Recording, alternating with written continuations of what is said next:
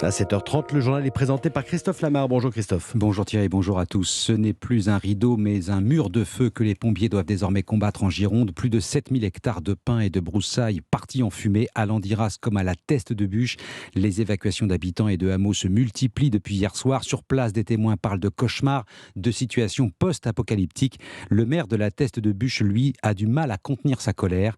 Patrick Davet dénonce le manque d'entretien des parcelles forestières privées. Ça fait chier, quoi. Ça fait chier, ouais. Ça me colle de l'émotion. Ça fait chier de voir ça, de voir les baraques là, qui sont menacées avec des gens qui sont, pour certains, moi j'ai des copains casalins qui sont pas là, qui sont en vacances, et ils sont pas sûrs de retrouver leur maison. Je suis dans une colère noire aujourd'hui, noire, quoi. Enfin, il y aura des comptes à régler par la suite. Il y en a qui font les cons là depuis des années à se chamailler. Non, on fera pas, c'est pas. Et puis à regarder l'arrivée en prétextant que cette forêt ne pouvait pas brûler. Ben regardez. Aujourd'hui, la forêt, si elle ne peut pas brûler.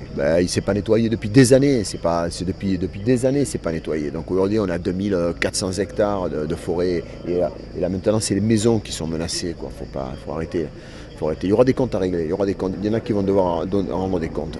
Le maire de la Teste de Buch, Patrick Davet, au micro de Stéphane Place. Et au milieu de ces incendies, il y a bien sûr les vacanciers. Cette catastrophe survient en pleine saison touristique et ce n'est pas sans conséquence. Rester ou partir, certains en tout cas hésitent et finissent par s'adapter. Oui, même lorsque l'on se situe à une bonne distance du foyer, la fumée finit toujours par vous envahir au gré du changement de sens du vent. C'est le cas de ces touristes du bassin d'Arcachon notamment.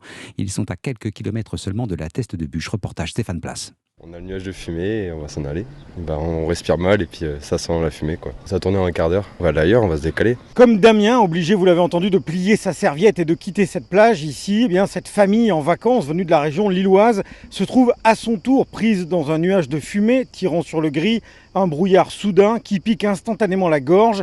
Le vent a tourné et en l'espace de quelques minutes, Catherine, Jordan et leurs 2 enfants voient ce petit coin de paradis plongé dans une semi-obscurité. Là, la fumée, ça s'approche de plus en plus. Là. On a du mal à respirer et honnêtement, on est déçus, mais bon, c'est comme ça. On devait passer la journée ici et alors on repart ailleurs parce que c'est irrespirable. C'est la faute de pas de chance. On repart dimanche, donc ça va. Nous, quand on est parti de Goujan, finalement, on voyait la fumée au loin, mais quand on arrive ici, on est complètement dans la fumée. Des touristes obligés ici d'organiser leur journée en fonction du feu et de sa progression.